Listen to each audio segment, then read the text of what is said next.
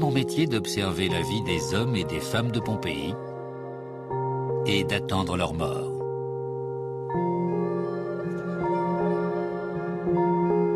Je suis chasseur d'héritage, voyez-vous. Je me ferai un chemin dans leur affection, puis dans leur testament.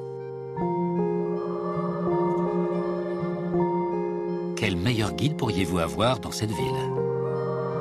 Je reste toujours dans l'ombre, invisible. Je suis prêt à vous dévoiler la plus grande partie de ce que je sais. Et faites-moi confiance, Pompéi n'est pas en mal d'histoires, grandes et petites.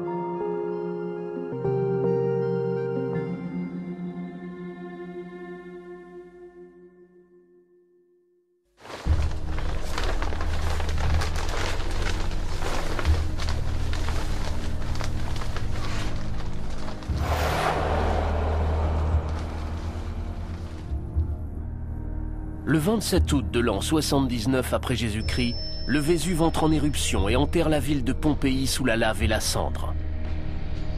La catastrophe fait des milliers de morts. Mais cette éruption préserve aussi la ville, lui assurant ainsi l'immortalité.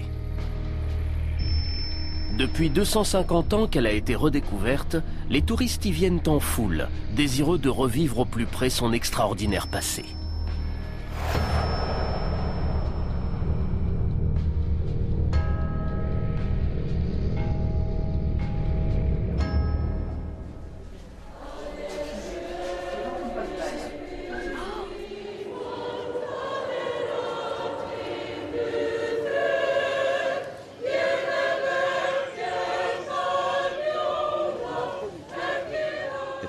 On peut entrer en contact avec Pompéi de façon beaucoup plus forte qu'avec aucun autre site antique.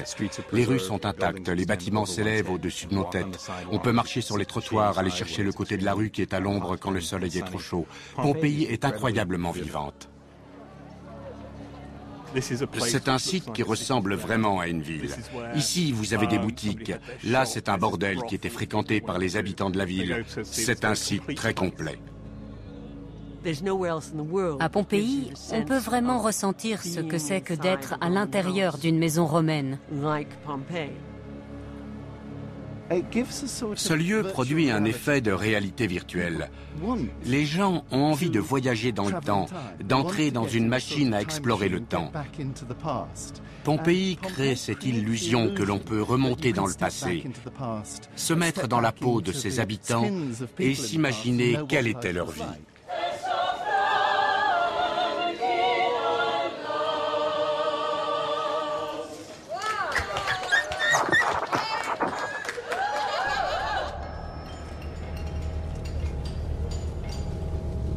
Dès le départ, l'histoire nous réserve des surprises. Cette éruption n'est pas le premier désastre naturel qu'ait connu Pompéi. 17 ans plus tôt, la ville avait déjà été frappée par un terrible tremblement de terre. La ville a été totalement dévastée par ce séisme. Il faut comparer ce drame à des catastrophes modernes. Je le compare fréquemment au grand incendie de Londres de 1666. Il avait provoqué d'énormes ravages, mais il avait aussi créé des opportunités qui avaient permis à la ville de se relever. Un tremblement de terre peut servir de catalyseur en mettant en évidence des tensions qu'on ne percevrait pas en temps normal dans la ville. D'une certaine façon, un tremblement de terre représente une chance de mobilité sociale. Pour une ville, c'est une opportunité de changement autant qu'une tragédie. Certains s'enrichissent, d'autres ne s'en relèveront jamais.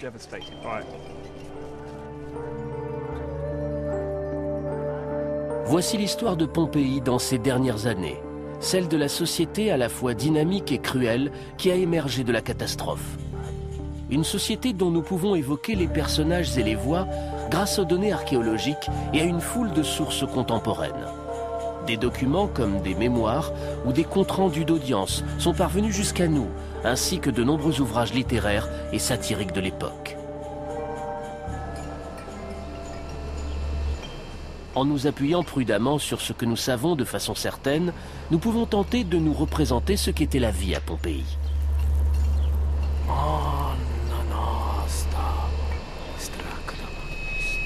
Je commence ici avec ce séisme qui a tout changé. Et avec l'aruspice, l'augure qui aurait dû nous prévenir. Mais il n'a rien vu dans ses foi. Ce qui ne l'a pas empêché de continuer ses prophéties après ça. C'est une époque bénie pour les charlatans et les croque-morts, avec tous ces corps à enterrer. Ainsi que pour moi, chasseur d'héritage, avec tous ces testaments à lire. Je ne peux pas nier que je vis bien, mais cela ne doit pas influer sur la version des événements que je veux vous conter.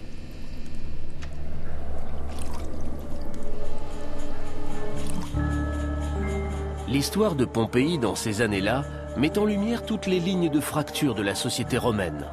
L'ordre ancien commence à vaciller. La ville est dirigée par un nouveau pouvoir, la classe dirigeante est fragilisée. Des fortunes se font et se défont rapidement. C'est un monde d'incertitude, de tromperies et de scandales.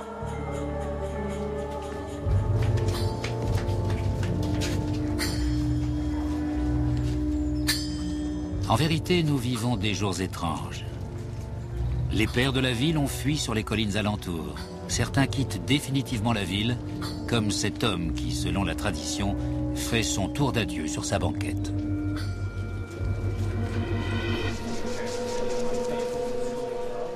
Pour le reste d'entre nous, c'est le début de la curée. Et pour une fois, il n'y a personne pour nous en empêcher. Des jeunes hommes se prostituent et rôdent dans les bains publics. Les possibilités de corruption abondent. Comme si le tremblement de la terre avait libéré quelque chose dans l'esprit des hommes.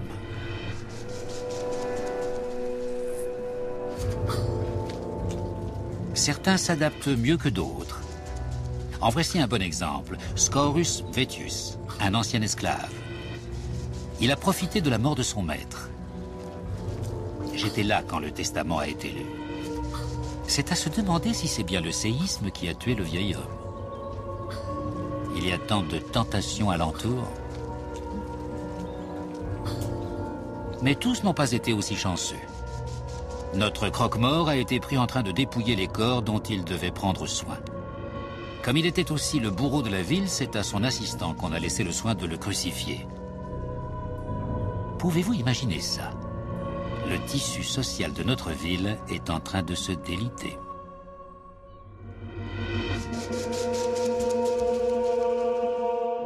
L'échelle sociale de Pompéi comprend 3 niveaux bien distincts. À son sommet, il y a l'élite aristocratique. Tout en bas, on trouve les esclaves. Mais la couche la plus dynamique et la plus ambitieuse est composée par les affranchis, les anciens esclaves libérés bien décidés à faire leur chemin dans le monde. Ils le font avec une telle insolence et souvent un tel succès qu'ils représentent une menace pour leurs supérieurs. Le riche affranchi est un personnage de comédie. Le meilleur exemple qu'on en ait est Trimalchio dans la satire de Petronius, brillamment décrit comme un multimillionnaire vulgaire, excessif, m'as-tu vu et totalement éhonté.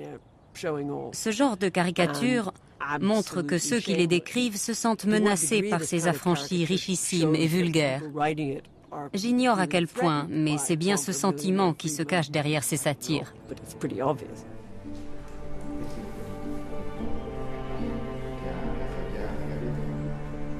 Scaurus Vettius est taillé dans le même bois que Trimalchio.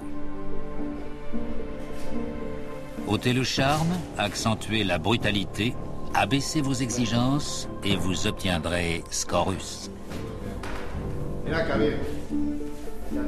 L'esprit du temps incarné.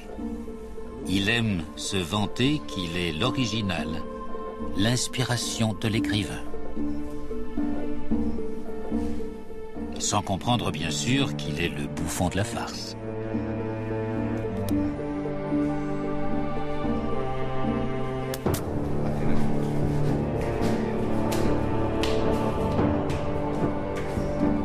Il n'est affranchi que depuis quelques années. Et regardez-le. C'est un entrepreneur plein de rêves de grandeur, bien au-dessus de sa condition. On le voit ici visitant sa dernière acquisition.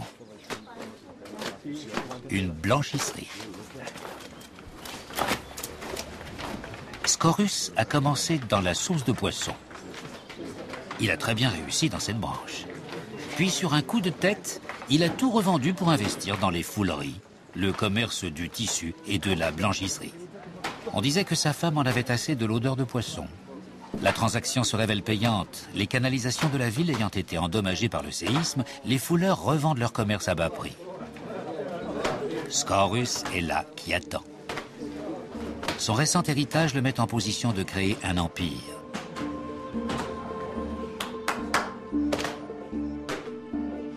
Il a un nouveau territoire à marquer. Scaurus est quelqu'un à suivre de près, croyez-moi.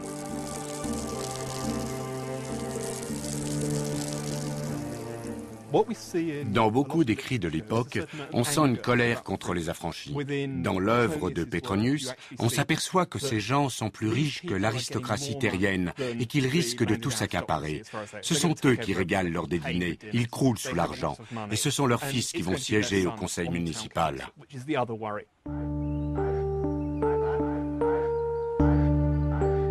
Voici la famille Terentius, père et fils.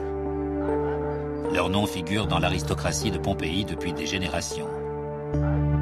Mais aujourd'hui, le père est à la tête d'une fortune déclinante. Et son incapable de fils semble avant tout occupé à dépenser en boissons le peu d'argent qu'il leur reste. L'élite de la société avait une position à tenir. Socialement, ils étaient supérieurs aux autres habitants de la ville, particulièrement aux affranchis et aux esclaves. C'était quelque chose de très important. On les reconnaissait, on les respectait pour leur position. Il y avait en général un lien entre la richesse et le statut social, mais ce n'était pas exactement la même chose. On pouvait atteindre ce statut par ses liens familiaux, grâce au poste qu'on occupait, ou encore grâce à ce qu'on faisait pour la ville, comme la construction de bâtiments, l'organisation de jeux dans un amphithéâtre. On atteignait aussi un statut social par le clientélisme. Bien sûr, l'argent joue un rôle dans tout ça, mais le statut social et l'argent sont deux choses différentes.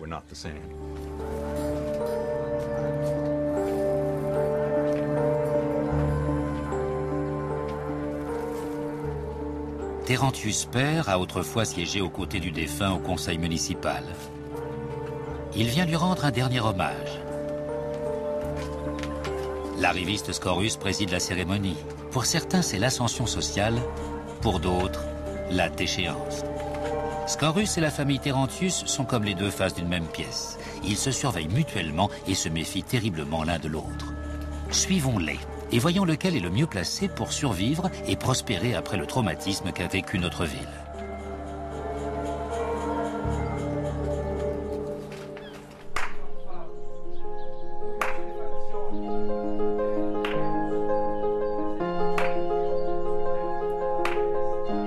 Voici Terentius père qui fait sa gymnastique quotidienne avec ses vieux copains.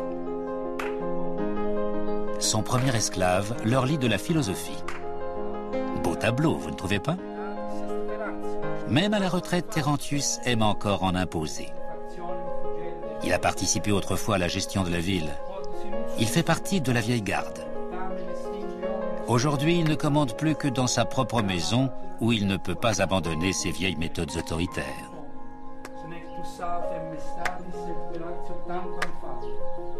Le père est la figure dominante, la marque du pouvoir dans la société romaine.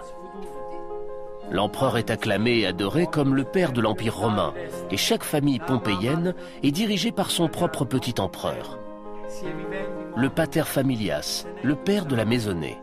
Légalement, ses pouvoirs sont sans limite. En théorie, le père romain avait pouvoir de vie et de mort sur ses enfants, sa femme, ses esclaves et tous les membres de sa familia.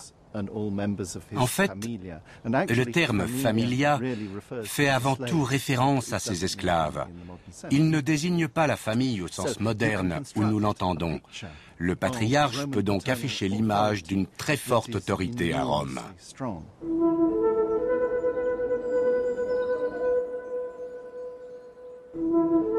L'autorité du patriarche est renforcée par toutes sortes de rituels quotidiens et se reflète clairement dans son environnement. Les villas pompéiennes ressemblent à des scènes de théâtre sur lesquelles les pairs peuvent afficher leur pouvoir. Ce sont des petits mondes complexes et raffinés. La maison de Ménandre est un habitat privé. Mais regardez ses dimensions. C'est avant tout l'affirmation d'un pouvoir. L'homme qui habite ici essaie vraiment d'impressionner les gens et d'exprimer la place qu'il occupe socialement. L'atrium, la pièce centrale, s'élève sur 2 étages. Elle occupe le cœur de la maison et est conçue comme un espace public. Elle est là pour attirer les gens, pour susciter leur admiration, leur émerveillement. Sur le côté, il y a une autre pièce richement décorée de fresques représentant des scènes mythologiques. Voici la chute de Troie. Cette fresque témoigne du degré de culture du propriétaire des lieux. La peinture rouge témoigne de son degré de richesse. Regardez ces détails architecturaux. 2 colonnes marquent l'entrée de cette grande pièce. Et il n'y a pas que ces colonnes. On en retrouve aussi sur les décorations murales qui évoquent le monde de la vie publique, avec de grandes basiliques, des portiques, etc. Pourquoi évoquer ce monde? Parce que c'est presque une activité publique qui se pratique ici. Les visiteurs viennent voir le grand homme en sa demeure.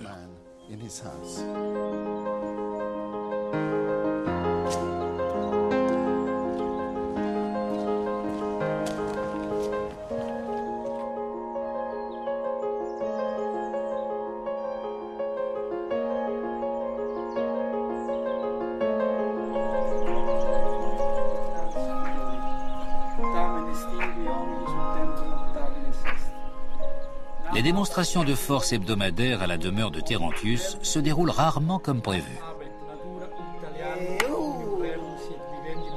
L'épine que le vieil homme a dans le pied est son propre fils, Gaius. Son fils unique. Un jeune homme un peu rebelle et fin sou comme à son habitude. Père et fils sont comme chien et chat, mais le vieil homme est bien déterminé à le mater. Ce vieil homme irascible est un vrai personnage de comédie. Apparemment, dans beaucoup de familles, le pater familias prenait son rôle très au sérieux, au point de vouloir contrôler toutes les activités des membres de la maisonnée.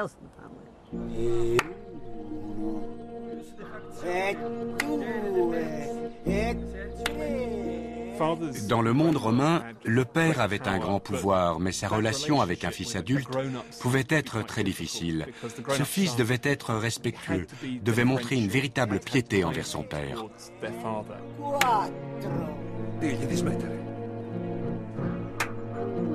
Le jeune Gaius devrait faire attention, croyez-moi. Il dépend toujours de la richesse paternelle. Et son héritage est loin d'être assuré. Le premier esclave de son père est plus qu'un entremetteur. Il ferait peut-être un meilleur héritier que Gaius pour gérer ce qui reste de la fortune familiale. Gaius doit prendre cela en compte, et il le sait.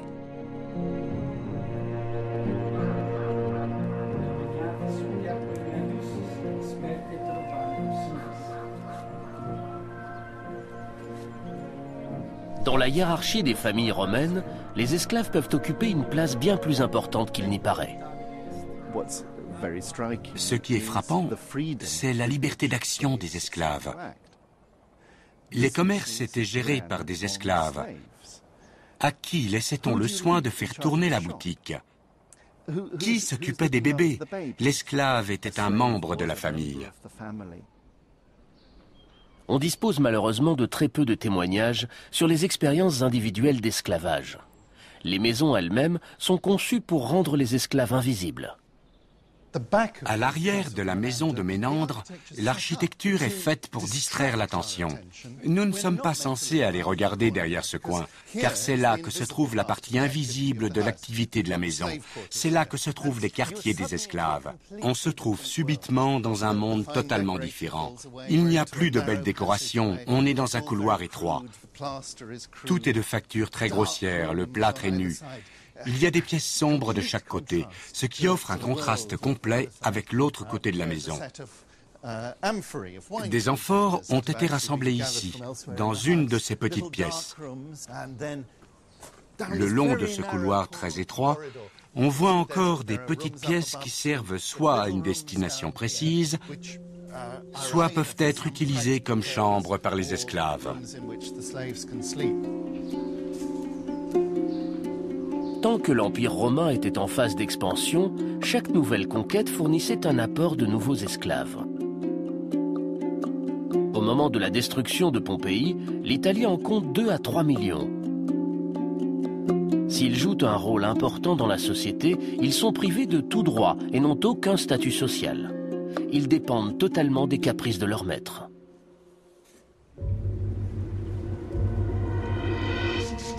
Des rumeurs circulent régulièrement sur la maison de Scaurus Vettius à propos des habituels abus des esclaves nouvellement affranchis dont la nouvelle position de pouvoir monte à la tête. Les derniers ragots concernent une esclave du nom de Vénédia avec laquelle Scaurus s'amusait. Elle serait enceinte et il semblerait que Scaurus est un rival. Un esclave qui plus est. Et che succede? Scaurus est fou de rage. Un grande matrimonio. Le couple a été convoqué pour entendre la sentence que lui réserve son maître. Il ne veut pas se contenter de les renvoyer. Scaurus traite par le mépris leur projet de mariage. Il décide de les maintenir séparés sous son autorité pour les regarder souffrir. Quant à leur enfant, il le laissera mourir de froid à la naissance.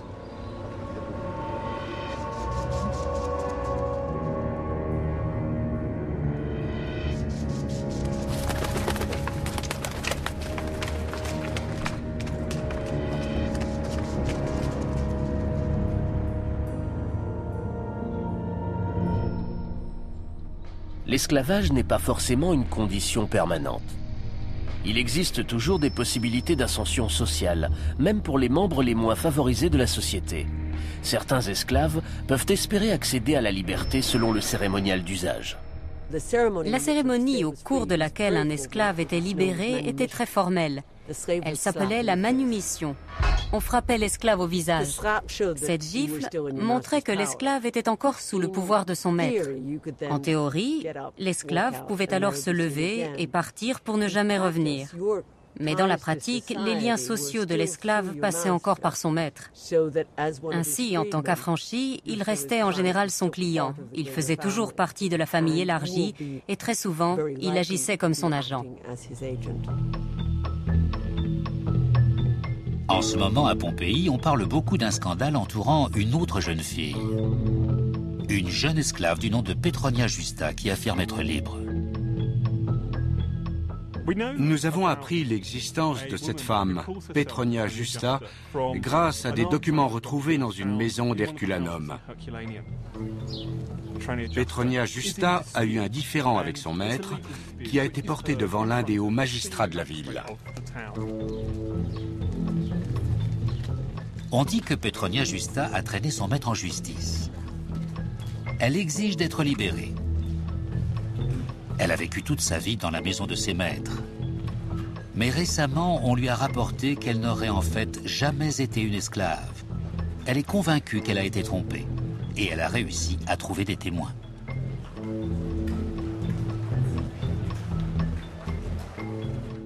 Sa mère était sûrement une esclave qui avait été affranchie. Toute la question était donc de savoir si elle était née avant ou après son affranchissement. Si elle était née avant, elle était née esclave et appartenait à son maître ou à sa maîtresse. Si c'est après, alors elle était née libre. Toute l'argumentation tourne autour de sa relation avec ses maîtres.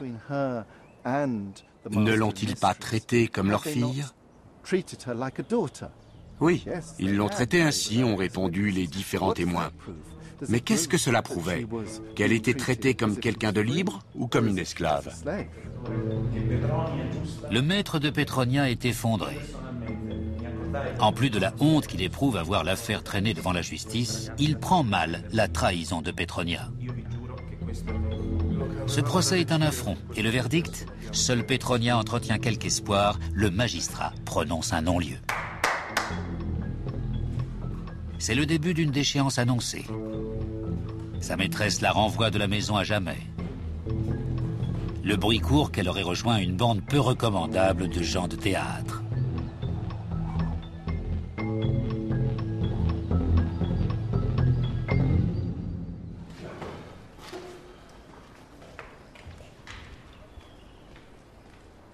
La figure du père ne domine pas seulement la maison. Les tribunaux et le monde politique reflètent le même idéal.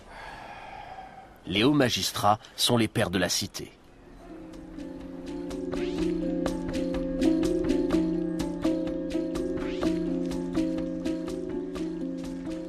Nous nous trouvons dans la partie sud du forum, devant les bâtiments publics où se concentraient toutes les activités politiques de la cité. Et l'élite de la ville, composée des magistrats et des conseillers municipaux, fréquentait ce quartier. Pompéi, comme les autres villes romaines, est principalement gouvernée par 2 hauts magistrats et 2 magistrats subalternes, ainsi que par un conseil municipal composé de notables de la ville. Les magistrats sont élus chaque année. Il y a des conditions de richesse et de statut social très strictes pour accéder à ce poste. Les magistrats étaient des gens riches qui ne recevaient aucun salaire pour leur travail. Au contraire, il était de leur responsabilité de payer de leur poche les réparations à faire dans la cité, de financer la construction de nouveaux bâtiments, l'organisation de jeux dans l'amphithéâtre, de dépenser leur argent largement pour embellir la ville et divertir ses habitants.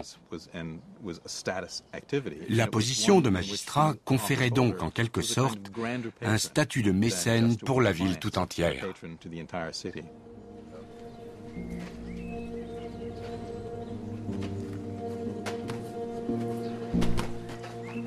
Des élections vont bientôt se tenir, les premières depuis le tremblement de terre, et elles ne sont pas anticipées. Dans la demeure de Terentius, cette nouvelle donne lieu à un ultimatum familial. Le vieil homme a intrigué pour que le nom de son fils soit sur la liste des candidats au poste de magistrat subalterne. Gaius, ce grand défenseur de la loi.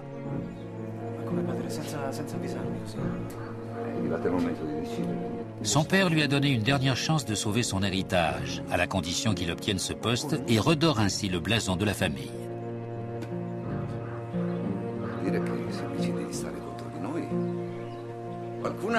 Vous souvenez-vous de ce qu'a dit Cicéron? Vous aimez rire? Allez faire un tour au conseil municipal de Pompéi.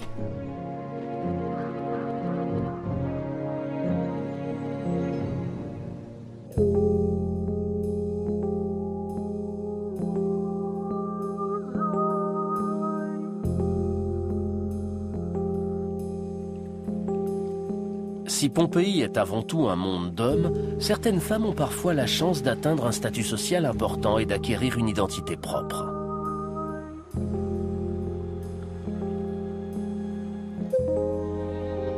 Nous pouvons citer le nom de certaines femmes qui ont joué un rôle à Pompéi. L'une des plus fascinantes s'appelle Julia Félix. Du peu que nous savons d'elle, nous tirons l'image d'une femme étonnamment brillante et moderne.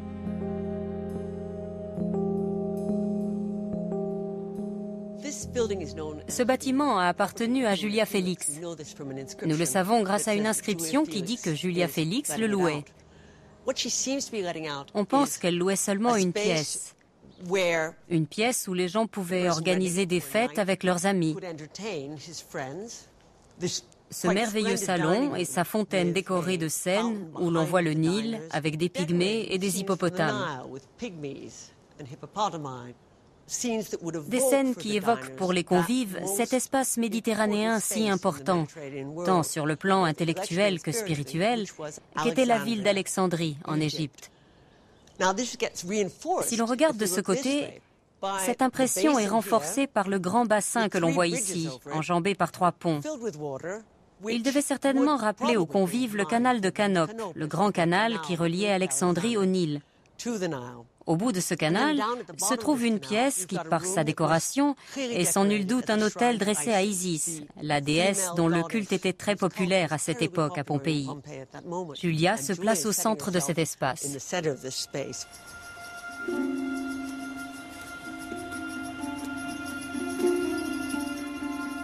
Depuis le tremblement de terre, Pompéi grouille d'opportunistes de toutes sortes. Mais Julia Félix est faite d'un autre bois. Je garde un œil sur elle depuis un moment pour des raisons professionnelles. Elle est veuve et se trouve maintenant à la tête d'une importante fortune. Elle la gère très bien, générant des profits d'une façon que son mari n'aurait jamais imaginée. Elle est très intelligente. Prenez ses dévotions à Isis, par exemple. Je suis sûr qu'elles sont sincères, mais elles sont aussi bonnes pour ses affaires. Cela crée une atmosphère, apporte une bouffée d'exotisme pour laquelle les gens sont prêts à payer. Le bruit court qu'elle est en quête d'un nouveau mari.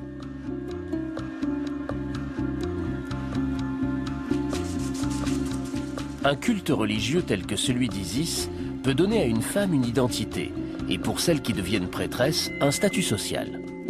Isis, la déesse égyptienne, est un nouveau type de divinité parmi les dieux romains. Elle est humaine et miséricordieuse. La présence d'Isis est très forte à Pompéi. Le temple érigé en son honneur a été rebâti très rapidement après le séisme. Bien sûr, ces cultes peuvent apparaître comme une menace. Ils sont souvent caricaturés comme des croyances secrètes, licencieuses et dépravées. La liberté sexuelle est présente à Pompéi, où l'érotisme s'exprime de façon souvent très ouverte.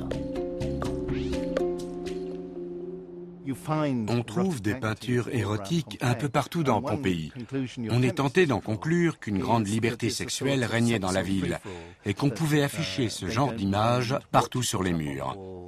Mais en fait, tout cela répondait à des règles très strictes. Chaque type de peinture avait sa place propre et les peintures érotiques s'affichaient uniquement dans un contexte érotique. L'érotisme dans une famille de l'élite pompéienne n'était pas perçu comme quelque chose de pervers ou de pornographique.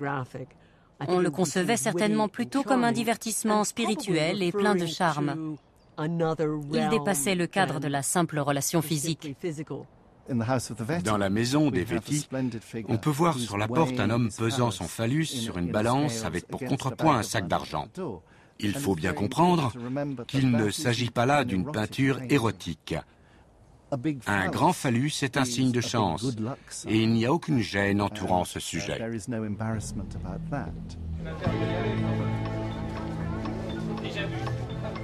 L'abondance d'images de ce type a contribué à présenter Pompéi comme un lieu de débauche aux nombreux lupanards.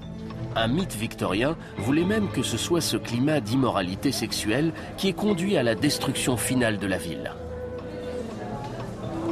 Mais Pompéi n'est pas un cas à part. Comme dans les autres villes romaines, le sexe a sa place dans la société, mais il n'est pas du tout incontrôlé.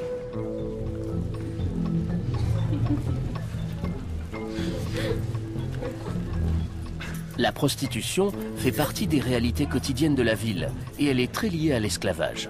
Toutes les prostituées, hommes et femmes, sont des esclaves. Leurs maîtres sont des propriétaires de maisons closes et des maquereaux. L'un de nos établissements nocturnes affiche une nouvelle attraction, une célébrité locale qui n'est autre que Petronia Justa. La jeune fille ingrate qui avait accusé son maître et sa famille de lui avoir refusé sa liberté. Vous vous souvenez?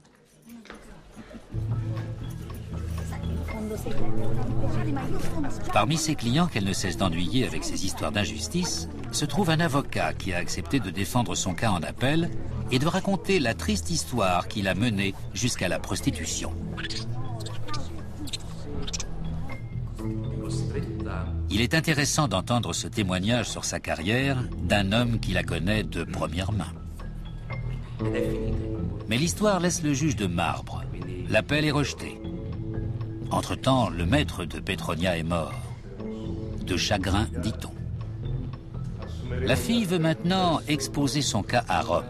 Elle va devoir s'allier les services de nombreux clients pour lever les fonds nécessaires.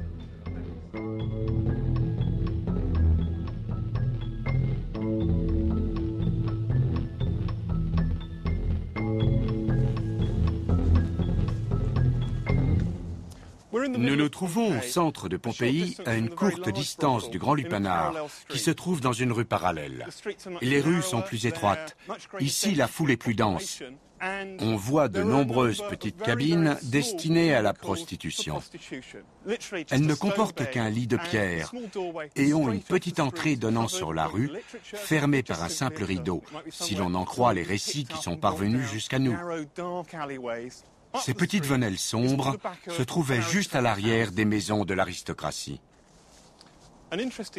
Cette maison est intéressante pour le lien qui existe entre les deux petites cellules pour prostituées et le corps de bâtiment principal. La maison donne sur l'une des artères principales de la ville qui mène au forum, mais elle semble aussi liée à la prostitution. Cela apparaît de façon très caractéristique dans la délimitation que l'on voit ici. Ce mur a été construit à une date ultérieure, ce qui suggère une relation entre le paterfamilias et des prostituées. Il louait peut-être ses chambres à des prostituées ou à un maquereau, ce qui voudrait dire qu'il était impliqué dans le commerce du sexe. Cette zone est très proche du forum. Beaucoup de gens, comme les magistrats, ignoraient peut-être qu'ils possédaient ces cellules à l'arrière de leur maison, qui présentaient une entrée si solennelle de l'autre côté.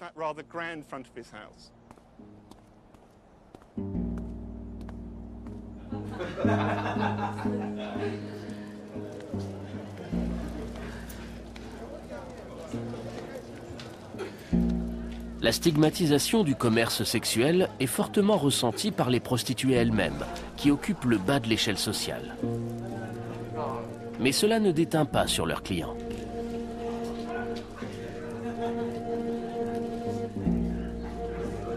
Qui voyons-nous donc tirer le meilleur parti des heures nocturnes?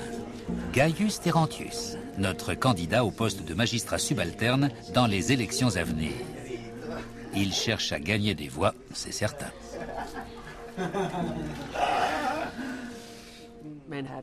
Les hommes étaient bien plus libres dans leur conduite sexuelle que les femmes. Une femme ne pouvait pas tromper ouvertement son mari, alors qu'un homme pouvait avoir une concubine ou un jeune amant. L'esclave de la famille était toujours disponible. Dans une lettre, Cicéron conseille à un ami qui s'inquiète des grossesses répétées de sa femme de coucher avec des prostituées plutôt qu'avec elle, pour ne pas qu'elle risque de tomber à nouveau enceinte. Il n'y a donc aucun préjugé autour de la conduite sexuelle des hommes. La femme de Scaurus Vettius a toute mon admiration. Elle a supporté avec dignité les jeunes esclaves de Scaurus. Pourquoi ne l'aurait-elle pas fait? Ainsi, elle a été débarrassée de lui pendant des années.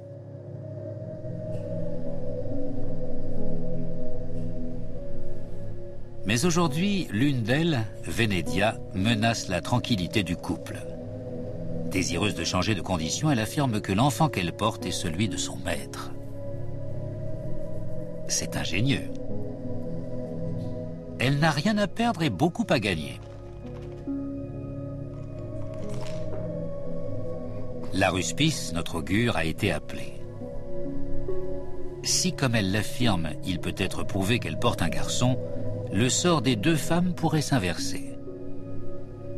Les années de mariage ont peu de valeur quand on n'a offert à son mari qu'une série de fausses couches.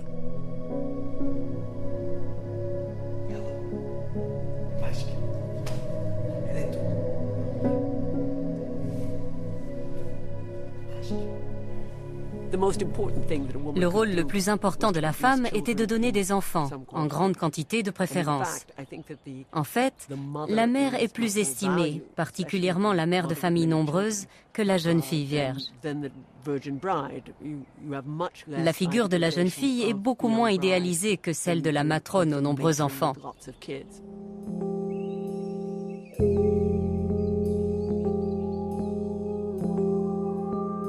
En dehors de la maternité, un autre événement peut modifier de façon importante le statut d'une femme et ses perspectives d'avenir. C'est la mort de son mari.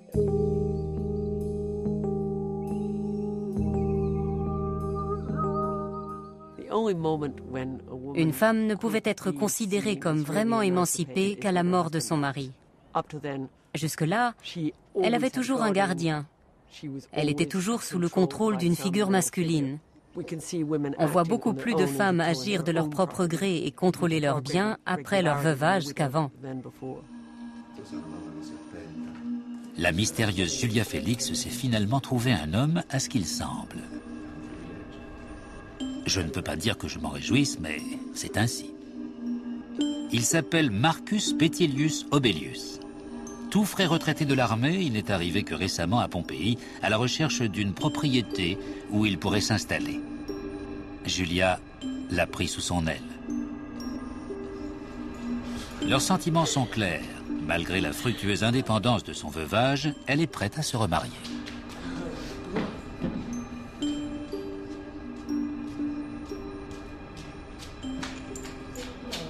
Mais ce nouvel amour la confronte à un dilemme qui concerne son fils.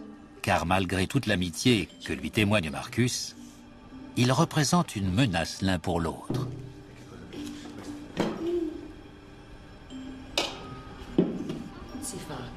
La famille du défunt mari de Julia réside à Rome. Les grands-parents ont toujours un droit de regard sur sa fortune à travers leur petit-fils. Elle n'a aucun moyen de contrôler sa succession, à moins de changer de situation en se remariant.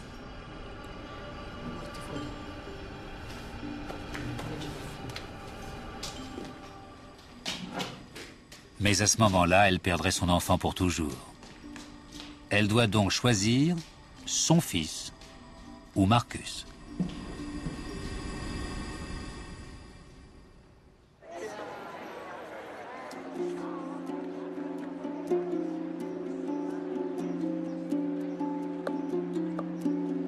Malgré de fortes contraintes, certaines femmes à Pompéi peuvent espérer obtenir le contrôle de leur vie.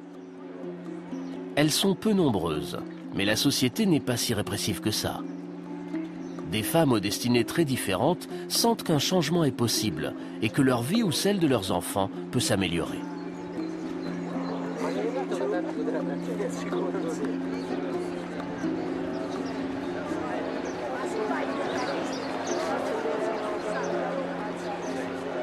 Julia Félix n'a pas hésité.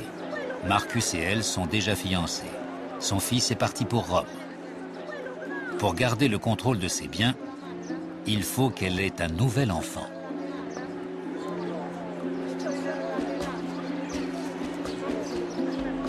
Mais le risque est grand car Julia n'est plus toute jeune. Elle sort en public avec Marcus, même si hommes et femmes ne peuvent s'asseoir côte à côte dans les théâtres. L'amour doit se plier aux coutumes, même en ce temps-là.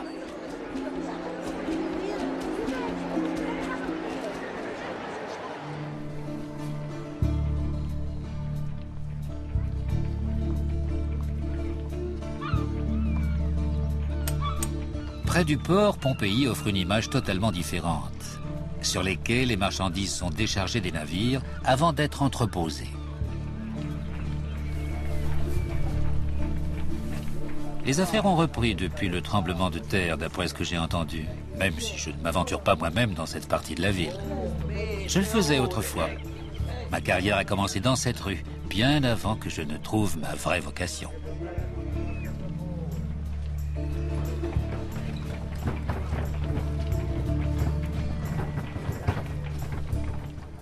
Pompéi est un port fluvial.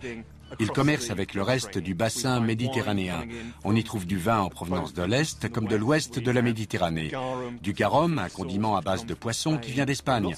Beaucoup de produits entrent à Pompéi et beaucoup en sortent aussi. Beaucoup de richesses gravitent autour de la ville. Les affranchis de Pompéi, encore peu expérimentés dans les affaires, saisissent toutes les opportunités et sont prêts à faire feu de tout bois. Ces anciens esclaves libérés sont maintenant les éléments les plus actifs de la vie commerciale de Pompéi. Le commerce est leur élément naturel. Après le séisme, confrontés à la tâche de relever l'économie de la ville, les petits entrepreneurs ont été les plus à même de s'adapter et de répondre aux besoins du moment. L'une des raisons pour lesquelles les affranchis sont si présents dans le commerce est qu'ils doivent prendre des risques. Et ils sont préparés pour le faire. Ils n'ont pas grand-chose à perdre, ce qui est bien sûr source d'énergie et de dynamisme. Les affranchis ont souvent appris un métier quand ils étaient esclaves. Beaucoup d'entre eux dirigeaient des commerces, ou même une propriété, une ferme ou une auberge. Ils pouvaient encore travailler pour un aristocrate terrien qui voulait se tenir à distance de la dégradante activité commerciale. L'idéal de l'aristocratie s'oppose au commerce. C'est une activité qui ne convient pas à un gentilhomme. Les gens respectables ne s'abaissent pas à faire certains métiers, ce qui crée des opportunités pour les gens moins respectables.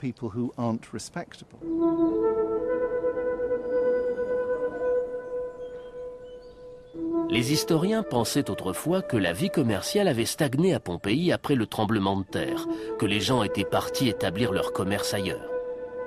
Mais les fouilles archéologiques nous disent aujourd'hui qu'à l'époque de la destruction finale de la ville, il y avait plus de 600 commerces en activité.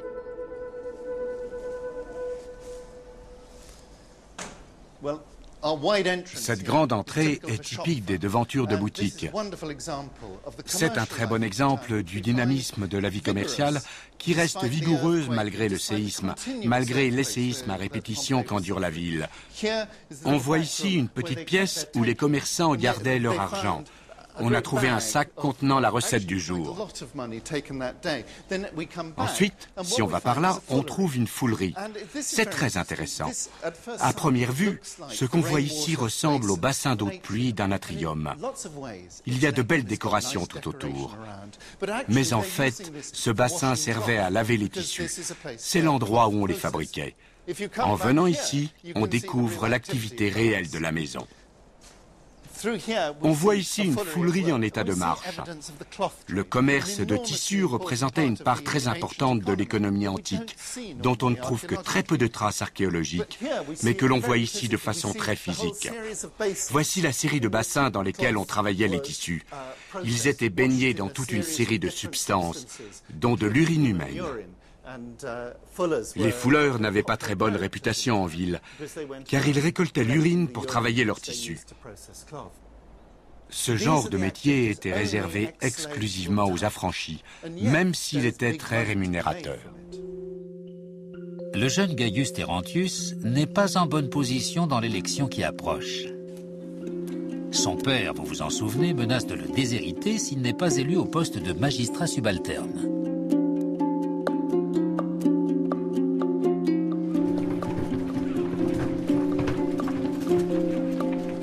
Ce n'est pas tâche facile, surtout quand on s'appelle Gaius. Il faut trouver des fonds et vite. Gaius se retrouve soudain face à une situation qu'il est mal préparé à affronter.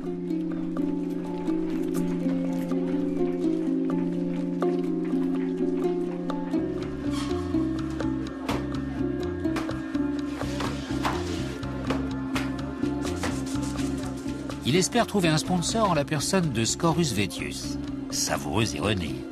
Le noble Gaius Terentius est convoqué dans une foulerie puante.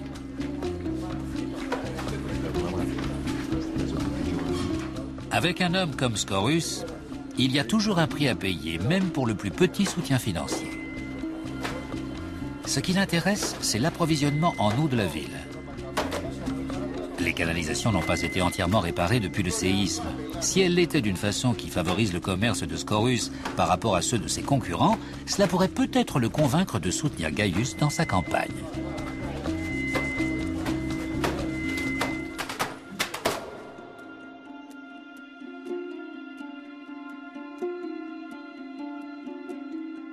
Dans les années qui suivent le tremblement de terre, l'activité commerciale s'accélère brutalement.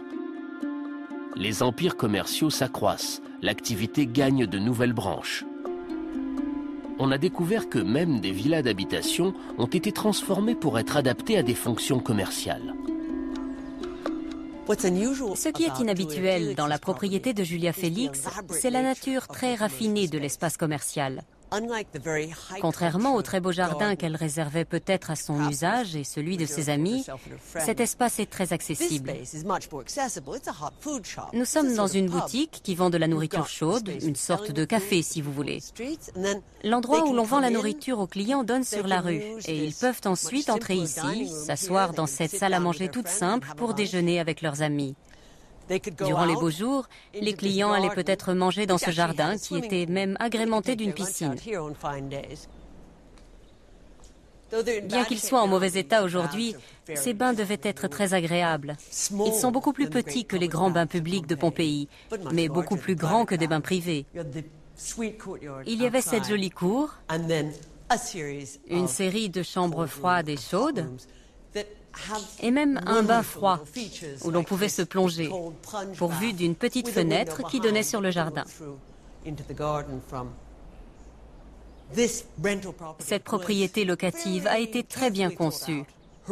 Julia Félix est avant tout la propriétaire de ce lieu, plutôt que la gérante. Mais en raison de l'investissement substantiel qu'elle y a placé, sa propriété lui a rapporté de l'argent.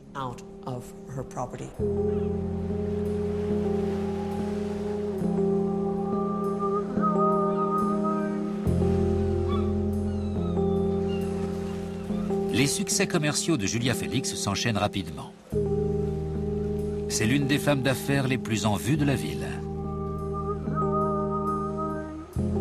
Son nouveau mari, Marcus, est assez intelligent pour ne pas lui imposer ses vues. Il se joint même à elle dans ses dévotions à Isis. Mais dans un autre domaine, le couple est moins chanceux. Il n'y a pas de signe de grossesse qui conforterait leur lien et assurerait leur succession.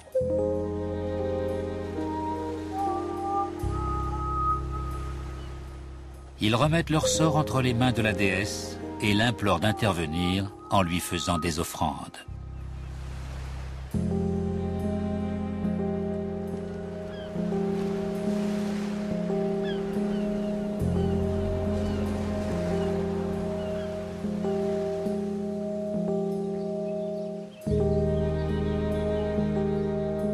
Il y avait des gens très riches à Pompéi, mais ils ne sont pas toujours faciles à trouver. Il existe cependant un endroit qui nous donne des indications précieuses sur la condition et les aspirations de ces affranchis qui ont réussi dans les affaires. La nécropole est un excellent endroit pour étudier les changements sociaux qui se sont produits à la suite du tremblement de terre de 62 après Jésus-Christ. On y trouve beaucoup de grandes tombes érigées par des affranchis en commémoration à eux-mêmes. Nous avons ici par exemple Calvincius Quitus. La tombe elle-même rappelle la période antérieure durant laquelle l'aristocratie érigeait ce genre de monument. Mais dans la dernière période, ce sont les affranchis qui se font ériger ces tombes. L'aristocratie, elle, place directement ses urnes en terre. L'inscription en dessous est très intéressante. C'est le numéro d'une place double au théâtre située près de la Seine. Pour les bienfaits qu'il a apportés à la ville, cet homme a reçu le privilège d'être assis au premier rang à une place double. On a donc ici l'exemple d'un ancien esclave devenu très puissant. La tombe suivante a été érigée par une femme à la mémoire de son mari, un certain Gaius Menatius, dans le but clair de rivaliser avec l'aristocratie. Son portrait apparaît sur la tombe. C'est une femme très puissante. Elle est peut-être de celles qui ont réussi à asseoir leur identité. Sur cette tombe-ci, on voit une scène avec un bateau qui nous indique de quel commerce vivait cet homme. Il faisait peut-être du commerce entre Pompéi et Rome. L'économie locale connaît un tel boom qu'elle commence même à attirer des capitaux extérieurs. Les grandes fortunes veulent investir pour avoir aussi leur part du gâteau. Nous savons que des non-résidents ont investi à Pompéi.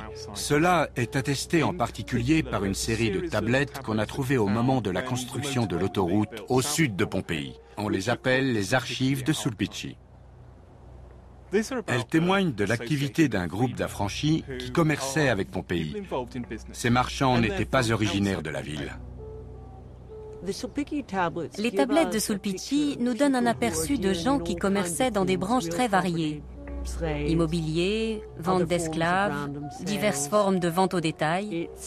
Cela montre vraiment le caractère non spécialisé des marchands et des affairistes romains. Ils faisaient de grosses affaires avec Rome. Les membres de l'élite locale les regardaient d'un air soupçonneux. Ils contrôlaient une partie importante des finances de la ville.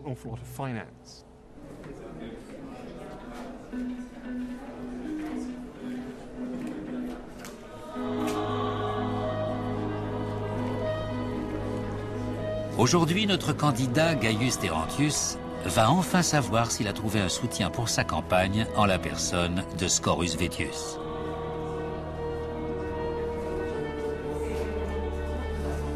Il a été convoqué à la réception du matin de Scaurus. Imaginez sa déception lorsqu'il trouve la pièce pleine de clients et de domestiques. Il réalise qu'il va devoir faire la queue pour attendre la décision de son protecteur.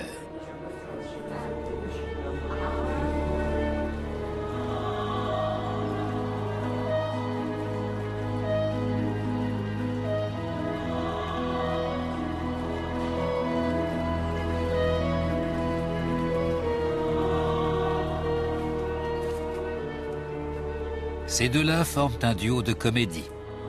Le maître et l'esclave ont échangé leur rôle. C'est le monde à l'envers. Scaurus savoure chaque minute du spectacle. Qui le lui reprocherait?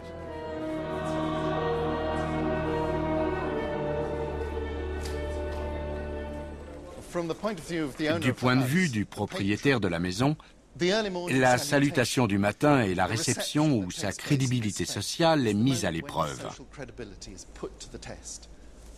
Qui attend pour le saluer? Les gens attendent-ils depuis l'aube? Y a-t-il une grande foule impatiente de le rencontrer ou simplement 2 ou 3 vieux domestiques?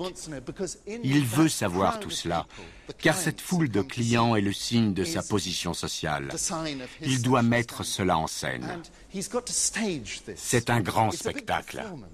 Il se met en représentation entre ces colonnes, dans cette grande salle. Il veut apparaître à la foule sous son meilleur jour.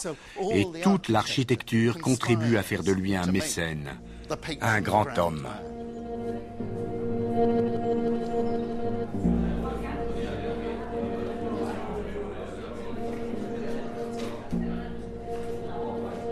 Les affranchis qui ont réussi économiquement sont confrontés à un problème.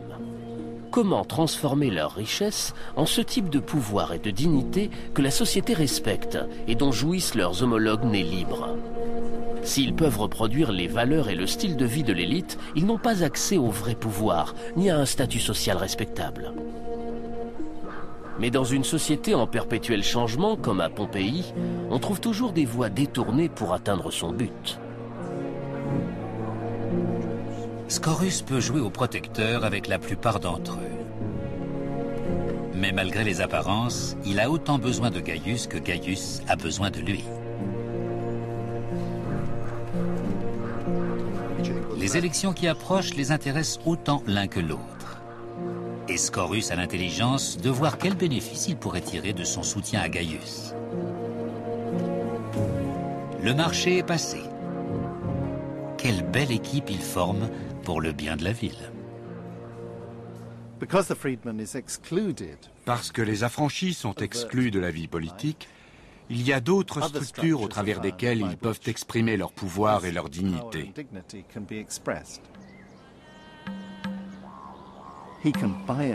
Ils peuvent les acheter pour leurs enfants. Le temple d'Isis a été reconstruit par un riche affranchi qui a placé son fils au conseil municipal à l'âge de 6 ans.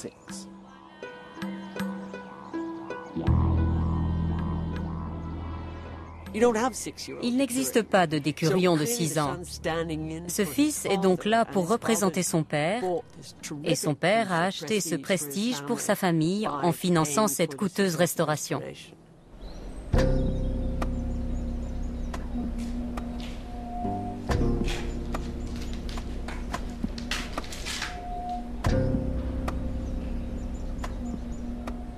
Un mystérieux coffre a été livré chez Terentius. Il semblerait que ce soit un don fait aux jeunes candidats par des partisans. Une drôle de bande. Les associés de Sulpici, des gens qui ne sont même pas d'ici. Ils aimeraient rencontrer Gaius, semble-t-il. Ils ont une proposition à lui faire.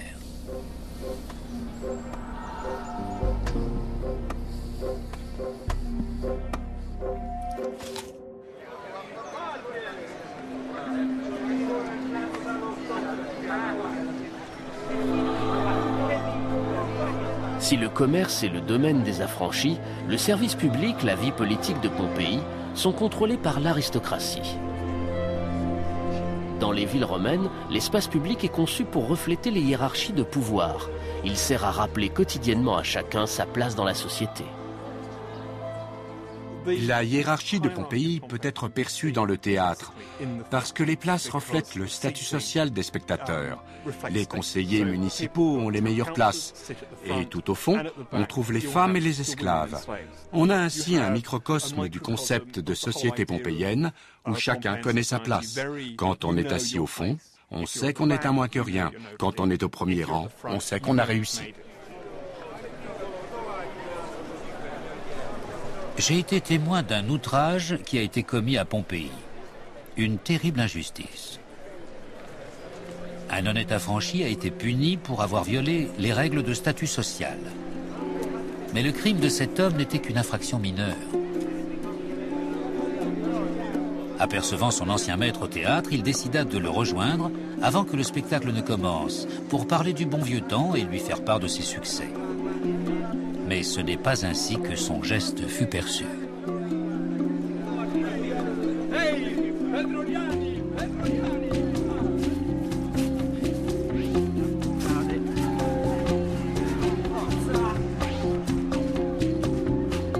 Pour ce délit, l'homme fut présenté devant un magistrat. Le verdict tomba, étonnant de sévérité. On lui retira sa toge et on le condamna à partir en exil, loin de la région de Pompéi, en lui refusant le droit de faire appel.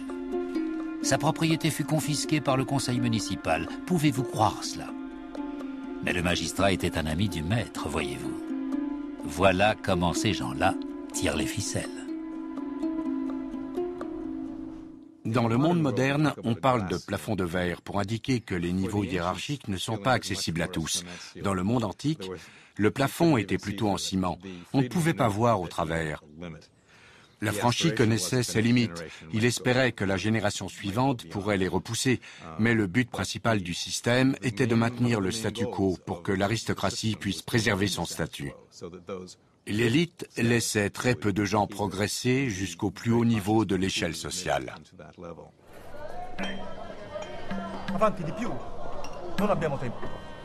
Devant toutes les opportunités de mobilité et d'avancement social qui se présentent à Pompéi dans les années qui suivent le séisme, jusqu'à quel point la traditionnelle élite s'accroche-t-elle à son pouvoir? Les conseillers municipaux ont vraiment plus de mal à asseoir leur autorité et à faire respecter la loi. On a trouvé des témoignages de disputes entre propriétaires terriens et de pillages de bâtiments publics. On a aussi la preuve qu'un fonctionnaire a été envoyé de Rome pour remettre de l'ordre dans la gestion de la ville. Il s'appelait Suedius Clemens. Suedius Clemens est le premier d'une très longue liste de ce qu'on appelle des curatores. Des hauts fonctionnaires chargés de vérifier les finances des villes qui, pour une raison ou une autre, connaissaient une période d'incurie. C'était un homme très important. Il s'est rendu à Pompéi pour tenter de régler différents problèmes. Il est là pour soutenir l'aristocratie de la ville et pour définir la division entre propriété publique et propriété privée. Certains habitants ont volé la propriété publique de la ville pour leur usage personnel. On ne connaît pas les circonstances exactes qui ont mené à sa nomination. Mais il est clair que Pompéi a dû connaître une période troublée longtemps après le tremblement de terre.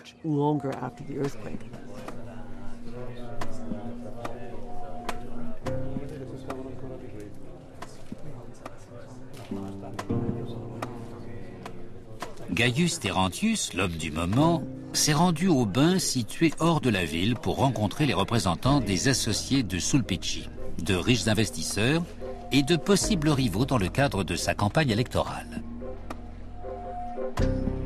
Mais la réputation de Gaius le précède, et avant que les investisseurs ne dévoilent leur identité, ils ont mis en place avec un prostitué des bains un plan pour tester son honnêteté. De façon assez étonnante, Gaius semble l'avoir passé avec succès. Ces derniers temps, l'homme a grandi en stature.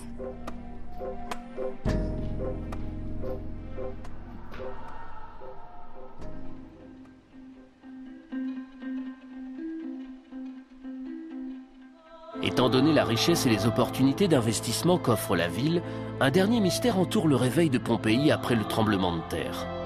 Les réparations faites dans les villas et les autres bâtiments privés offrent un contraste criant avec les bâtiments publics en ruine qui bordent le forum et qui sont pourtant le bastion de l'élite de la ville. Dans toutes les villes romaines, le forum était l'endroit le plus important. Et il en était certainement de même à Pompéi. C'était le cœur vibrant de la cité. Le forum était le centre de la vie politique, religieuse et commerciale. Vous voyez derrière moi le temple de Jupiter, le plus grand de la ville. Ce bâtiment est un marché où les gens venaient acheter tous les produits dont ils avaient besoin. Au sud du forum se trouvaient les bâtiments publics où siégeaient les hauts magistrats. Les procès se tenaient dans la basilique, située à l'angle sud-ouest du forum. La colonnade continue sur le côté ouest. Derrière cette colonnade se trouve le sanctuaire d'Apollon, l'un des plus anciens de la ville. Le forum est en ruine, ce qui a longtemps persuadé les chercheurs qu'il n'avait jamais été reconstruit après le tremblement de terre. Or, c'est traditionnellement l'endroit où l'aristocratie construit. On en a donc conclu qu'elle n'était pas en état de reconstruire le centre de sa cité ou qu'elle n'avait pas la volonté de le faire. Les travaux de John Dobbins et de ses collègues ont révélé qu'un programme de grands travaux avait commencé sur la grande place publique. Le forum avait vraiment été restauré, et pas seulement de façon hâtive pour lui permettre de fonctionner à nouveau. Nous avons assez d'informations pour recomposer une sorte de plan directeur sur la base duquel la ville devait être monumentalisée. Le séisme offrait l'occasion de reconstruire à une échelle qui n'aurait jamais été choisie s'il n'y avait pas eu ce désastre.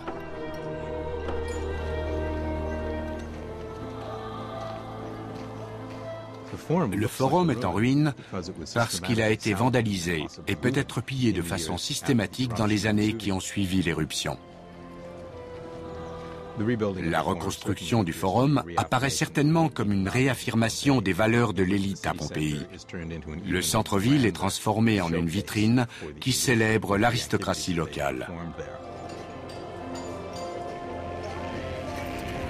Les travaux n'étaient pas finis quand la ville a été détruite par l'éruption du Vésuve en 79 après Jésus-Christ. Mais les bâtiments du côté est de la place avaient déjà leur façade en marbre. Après le séisme, le forum est le théâtre d'une considérable activité de construction, comme en témoignent les énormes investissements publics pour restaurer l'image de la ville. Pour exister, une ville doit avant tout se respecter. Et ce sont les monuments publics qui génèrent ce respect.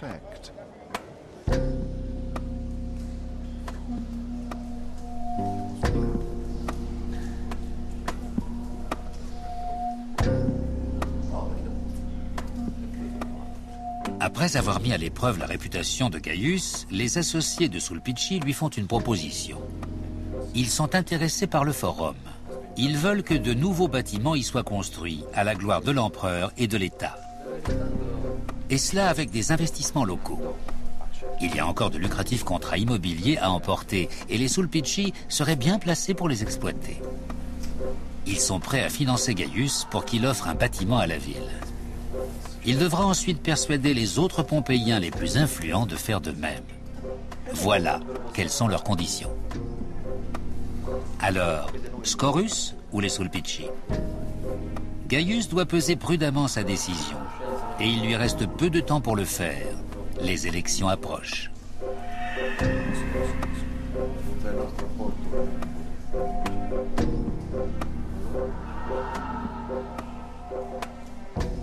Les élections des magistrats occupent traditionnellement le centre de la vie politique romaine. À Pompéi, nous savons qu'elles ont été annulées temporairement après le séisme. Une fois qu'elles ont repris, leur importance a été enregistrée dans les graffitis que l'on trouve un peu partout dans la ville. Pompéi est couverte de graffitis, ce qui nous apprend que beaucoup de gens à Pompéi étaient certainement en mesure de les lire. Les graffitis que l'on trouve dans l'artère principale de la cité sont de la propagande électorale. Cela indique qu'il y avait une vie politique locale dynamique. Et les boutiquiers et les commerçants locaux avaient toutes les raisons d'être intéressés par l'identité de leurs magistrats, car c'était devant eux que se tenait leur procès.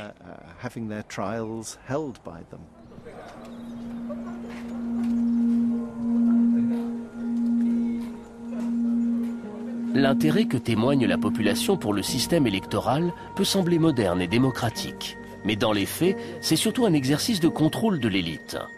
Seuls les hommes libres ont le droit de voter. Le nombre de candidats est limité. Ils appartiennent tous aux familles de l'aristocratie et se présentent souvent seuls.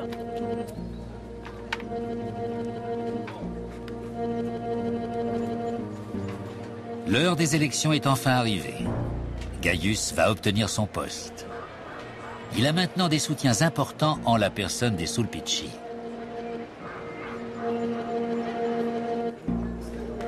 Scaurus ne se doute toujours pas qu'il s'est fait doubler.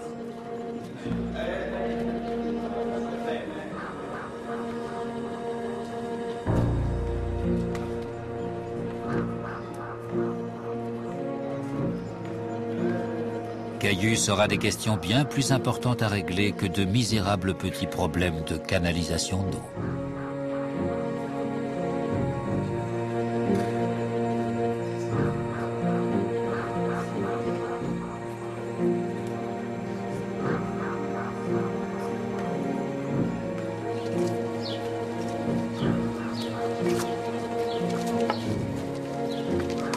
Le séisme a profondément modifié le caractère de Pompéi. C'est une ville plus dure que par le passé. Pompéi est comme une serre, et de cette intensité émane un fort désir de renaissance.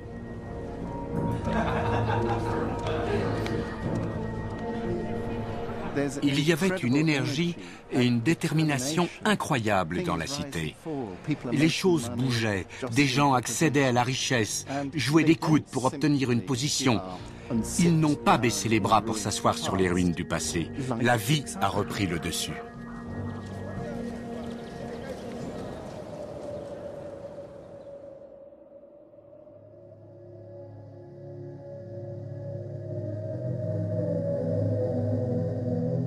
C'est ainsi que je veux me souvenir de Pompéi, ma ville, où les fortunes ont continué de se faire et de se défaire jusqu'au dernier moment. Nous avions dépassé le désastre du tremblement de terre et la ville était habitée par un sentiment d'espoir. La seule note dissonante parvenait de cet idiot d'Aruspis qui ne cessait de se lamenter à propos du volcan. Scaurus a dû abandonner son rêve de contrôler le commerce de la foulerie.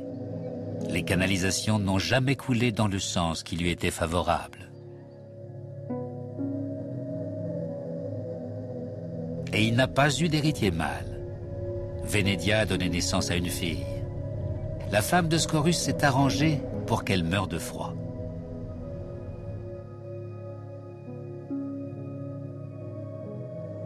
Gaius Terentius a pris son poste de magistrat subalterne comme le souhaitait son père et a ainsi préservé l'honneur de la famille.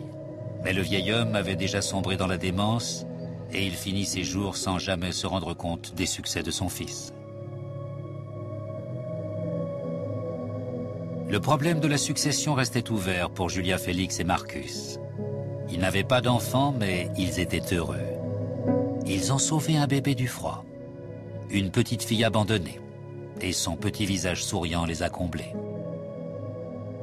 Quant à moi, je suis l'affranchi qui a été persécuté après l'incident du théâtre. Peut-être l'aviez-vous deviné. La punition de l'exil a été mon salut. Je suis le seul à avoir survécu à la catastrophe finale du Vésuve. Avant de mourir, j'ai décidé d'écrire ce témoignage sur ma ville, pour qu'il soit remis au curateur romain Suedius Clemens, comme mon adieu à Pompéi. Et maintenant, vous savez tout.